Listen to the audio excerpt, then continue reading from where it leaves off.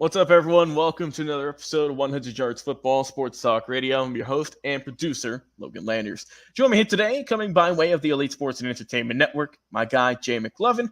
Jay, how you doing, man? And what do you like about these Indianapolis Colts? That's the team we're talking about today.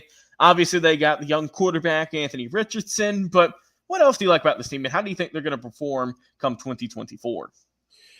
Yeah. I actually had them finishing, like I said in the other video, I had them finishing third behind Jacksonville and Houston, respectively.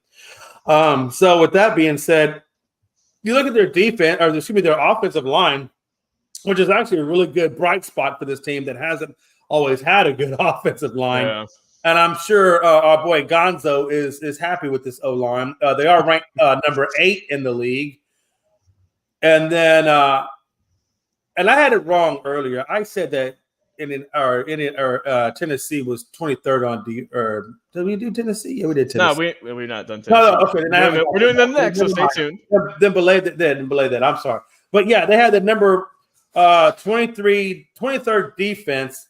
Okay, now I know where I see it. Right. My brain went left on me. But yeah, they had the 23rd ranked defense, and they had the 8th ranked offensive line. So, you know, they got a lot of work still to do on defense, but they did make a lot of headway on that offensive side. Obviously, they still need a big day from Anthony Richardson, who was hurt a lot of last year, but showed a lot of promise at the very beginning, Logan. Mm-hmm. So I do expect to see an improved Colts offense. As long as Richardson stays healthy, I think that's going to be amazing. I don't particularly like, you know, when Pittman Jr. is your wide receiver one, and then you got some couple of off brands after that. You know, I don't really have a whole lot of faith in their wide receiving core as much as I do their running back and Jonathan Taylor and that offensive line, what Anthony Richardson can do and how he can create and extend plays. I think that's going to be huge for the Colts. When I look at the schedule, they got Houston, Green Bay, Jacksonville, Miami, Houston, Jets, and Detroit as potential losses. So that's what, 2, 4, 5. So that's like 7 or 8. So 9-8, 10-7. Yeah, I think they can go 9-8, 10-7, and I think Jacksonville could go 9-8. I honestly think both these teams could go 9-8 and be tied, respectively, in their division. Hey, Jay, that's exactly what they did last year. They both went 9-8 last year. They both tied. Exactly.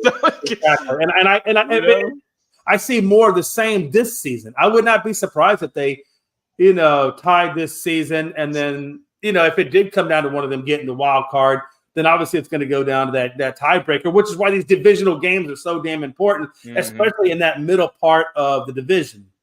So, no doubt, Logan. In all honesty, I still have them at number 3 behind the Jacksonville Jags, and I don't think. Yeah, I got behind Jacksonville and then Houston. So that's where I put the Colts. I think they're going to have a good season. I think it'll be a winning season, but I think they just narrowly missed the playoffs.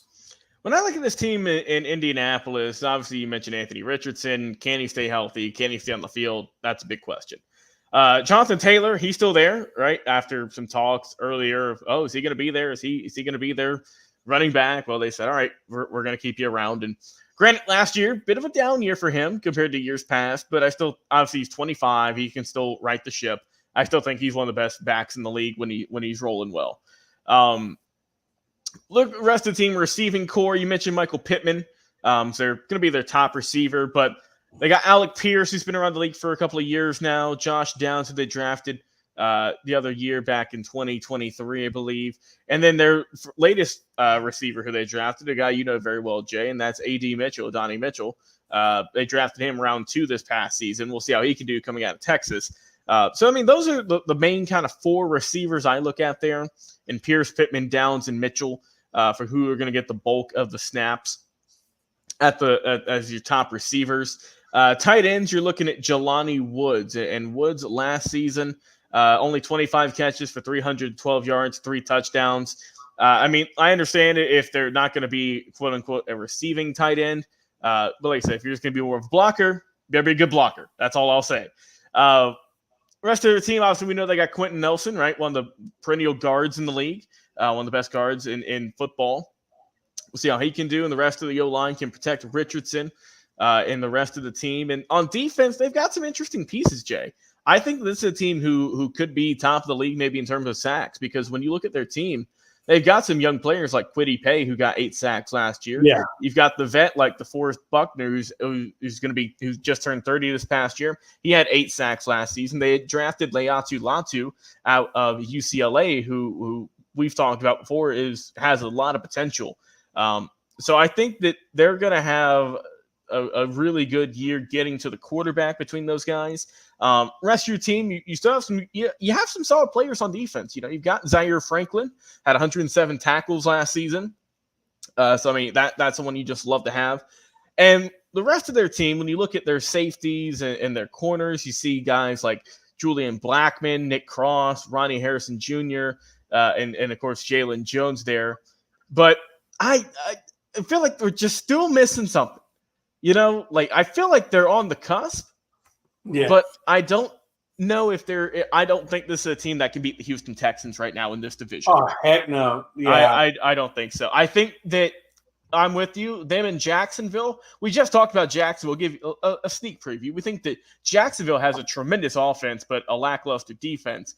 With this team, I feel like they're a little bit more balanced in terms of both ends of the ball. I feel that Jacksonville has a stronger defense per se than the Colts, perhaps, but I think maybe the offense could be a little bit better here than opposed to in Jacksonville. So that's why Jay said that he thinks both those teams could go 9-8 and knock each other out because they are very similar and different alike. But I think that when I look at Indianapolis, it's a team who has potential. But I like I said, I don't think they're going to compete for the top spot in the AFC South. If they do, it'll be a shock to me. But I think that they have some good pieces, right? They got some young pieces. Their offense, I think, is looking pretty solid. Defense, like I said, they're going to be leading the league, and they're going to be top of the league in sacks probably if everything goes well with the players they got. But I still think they're missing a couple of pieces, though, to really kind of break through and be a powerhouse in the AFC. So that's what I think about the Colts. I think that they're a solid team, but I don't know if they're there quite yet to get into a wild card or to make a deep run in the playoffs, but they could prove me wrong. Who knows? Guys, if you've enjoyed this episode, please be sure to give us a like, follow, share, and subscribe. Facebook and YouTube. Also go and download our podcast every single week. For Jay McLovin, I've been your host and producer, Logan Landers. Guys, we'll talk to you again on another live episode. We'll see you later.